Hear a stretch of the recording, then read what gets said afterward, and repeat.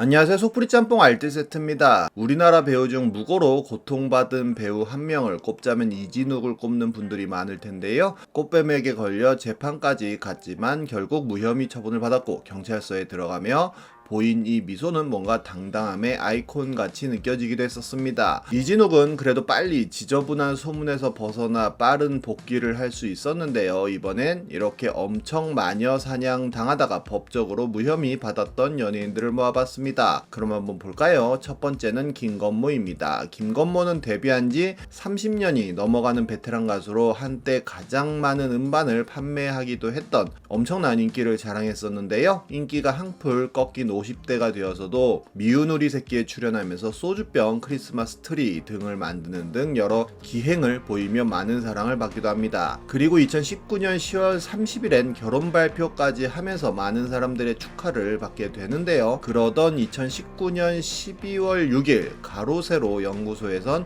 김건모가 여종업원에게 몹쓸 짓을 했다는 방송을 합니다. 바로 김건모 측 소속사에서는 김건모에게 확인했으며 가세연의 주장은 사실이 아니다라는 반박을 하였고 강용석을 허위 사실 유포 및 명예훼손죄로 고소하겠다고 밝히는데요. 하지만 가로세로 연구소에선 김건모에게 당했다는 다른 여성 피해자가 있다며 공개를 하였고 김건모가 여성에게 욕을 하면서 머리채를 잡고 눕혀 주먹으로 때렸다는 주장까지 합니다. 특히나 피해자라고 하는 여성은 김건모의 배트맨 티셔츠가 확실히 기억이 난다는 이야기를 하기도 했었는데요. 이에 대해 사실무근이라고 김건모는 주장했지만 결국 김건모는 미운 우리 새끼에서 강제 하차하게 되었고 김건모 측에서는 거짓 미투에 당하지 않겠다며 맞고소를 합니다. 그렇게 가세영과 김건모는 캐삭방에 가까운 법정 공방을 시작하게 됩니다. 그렇게 여러 증인들이 반박을 하게 되었는데 우선 해당 업소 점주는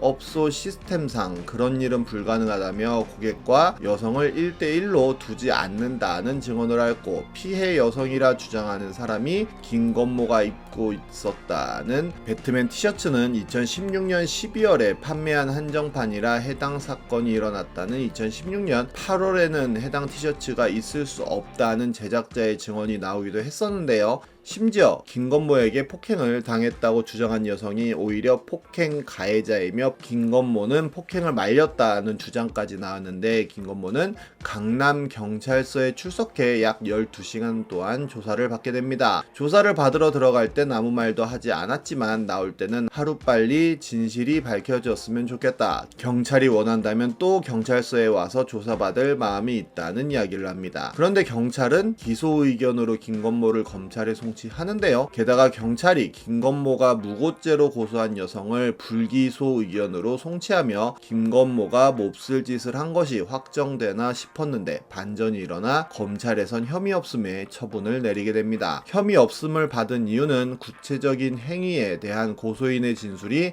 모순되고 조금씩 달라졌다는 판단 때문이라고 하는데요. 이후로 피해자라고 하는 여성은 항고도 했지만 기각되었고 재정 신청까지 했지만 재정 신청도 기각되어 김건모는 성폭행 혐의를 완전히 벗을 수 있게 됩니다. 하지만 이로 인해 김건모 어머님의 건강도 심각하게 나빠졌고 김건모는 세상의 환멸감을 느꼈으며 결혼 생활도 결국 깨지게 됩니다. 아직도 김건모가 성폭행 범인 줄 아는 사람들이 많은 것도 사실입니다. 다음은 모모랜드입니다. 모모랜드는 2016년에 데뷔하여 한동안 무명 시절을 겪다가 뿜뿜이 데히트하면서 이름을 크게 알렸는데요. 물론 표절 논란도 있긴 했지만 느릿느릿 역주행을 하면서 결국 TV 가요 프로그램에서 1위를 하는 등 점점 큰 인기를 모은 곡이기도 합니다. 그런데 하루 10장 정도밖에 안 팔리던 모모랜드의 음반이 2018년 2월 12일 하루 만에 8,200장이 팔려나가는 일이 벌어지는데요. 앨범이 발매되고 1개월 동안 약 5,000장만 팔리던 앨범이 하루 만에 8,200장이 팔려나가자 많은 사람들이 사재기 한 것 아니냐는 의혹을 내비칩니다. 그리고 그 주에 음반 집계가 끝나자 다음날은 다시 12장만 팔렸다고 하는데 많은 K-POP 팬들은 모모랜드의 소속사인 MLD 엔터테인먼트의 해명을 요구하게 되는데요. 한터 차트에선 판매량 집계는 8,200여 장의 바코드가 찍혀 있으므로 정상적인 판매로 간주한다는 발표를 합니다. 결국 소속사는 1차 해명을 내놓는데 사재기는 아니고 행사가 있긴 했지만 어디서 물량이 나갔는지는 내부 확인 중이라는 해명이었고 핫트랙 컴플렉스에서 전국 음반 매장을 조사한 결과 모모랜드 앨범이 가장 많이 비축된 곳이 6장이라는 발표를 하여 전국 음반 매장을 싹쓸이 해도 8,200장이란 판매량은 불가능하다는 것이 학계의 정설이었습니다. 그러자 소속사에선 2차 해명이라면서 2월 예약분까지 총 판매량을 합산한 수치로 알고 있다는 기사를 냈는데요. 하지만 이 역시 실시간으로 판매된 것만 집계한다는 한터차트의 시스템과 어긋났기에 올바른 해명이 아니었습니다. 그러자 세 번째 해명을 내놓는데 일본의 라이센스 앨범과 국내 추가 판매량이 더해진 판매량이라는 해명이었는데요. 하지만 한터차트에선 일본어 라이센스 앨범을 집계하지 않는다는 점에서 이 역시 말도 안 되는 해명이었고 아이돌 팬덤판에서 비웃음을 사게 됩니다. MLD 엔터테인먼트에선 네 번째로 공식 입장을 발표하게 되는데 일부 매장을 통해 국내 및 해외 팬들의 공동 구매가 이루어진 것이라는 해명이었습니다. 하지만 해외 팬들은 공구를 하는 경우 온라인으로 이루어진다고 하며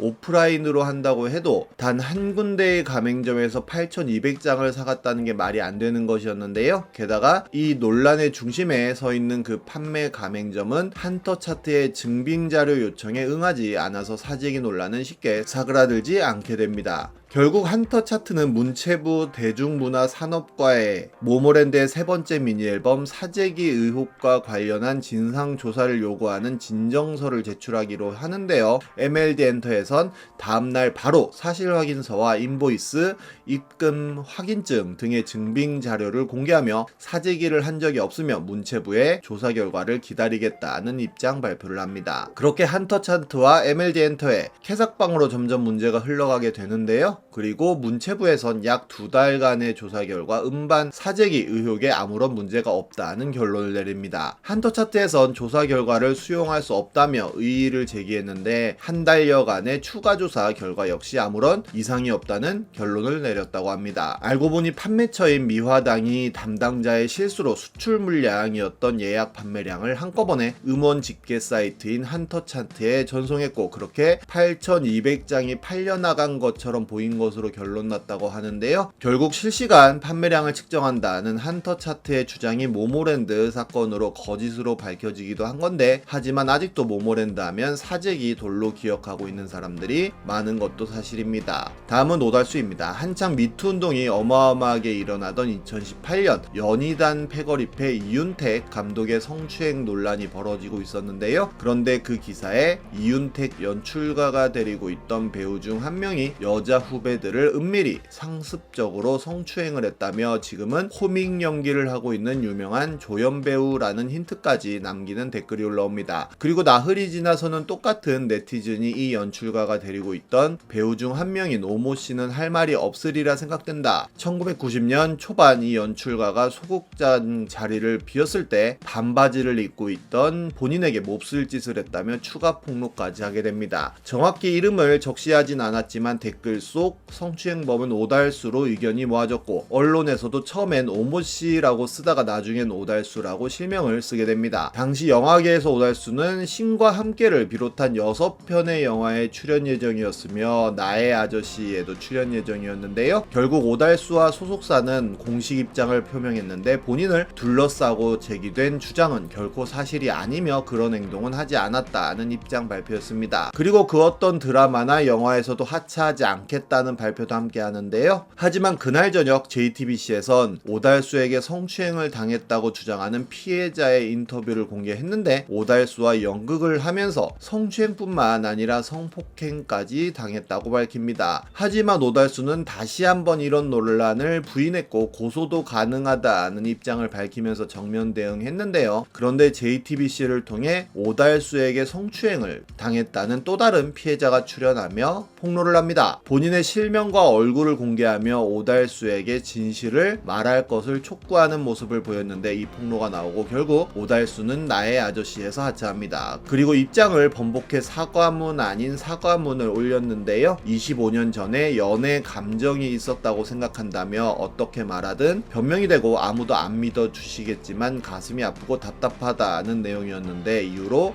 오달수의 매니저였던 사람이나 오달수의 친구였던 사람 등이 오달수를 옹호하는 글을 올리기도 합니다. 그렇게 오달수는 칩거에 들어갔는데 한 달 만에 부산에서 한 인터뷰에서 성폭행 동의할 수 없다며 본인은 그런 인생을 살지 않았다는 주장을 다시 한번 하는데요. 결과적으로 2019년 경찰 내사에서 혐의 없음으로 사건 종결이 되었는데 1993년 당시에는 성폭력 범죄가 친고죄라 6개월 내에 신고했어야 하는데 신고가 없었고 피해 방송 이후에도 피해 사실을 소명한 적이 없어 내사 종결된 것으로 드러납니다. 결국 오달수에 대한 폭로는 방송을 통해서도 법적인 시시비비는 가리지 않은 채 오달수를 성범죄자로 몰아가고는 아무 일 없다는 듯이 지나간 건데요. 오달수는 굉장히 오랜 기간 동안 칩거를 해오다가 이제서야 조금씩 작품 활동을 다시 하고 있는데 오달수 미투 사건으로 피해본 영화나 드라마들만 어마어마하게 많은 것으로 알려져 있기도 합니다. 언제나 그렇듯이 중립기여가 중요한 것 같네요. 지금까지 속풀이 짬뽕 알들 세트였습니다.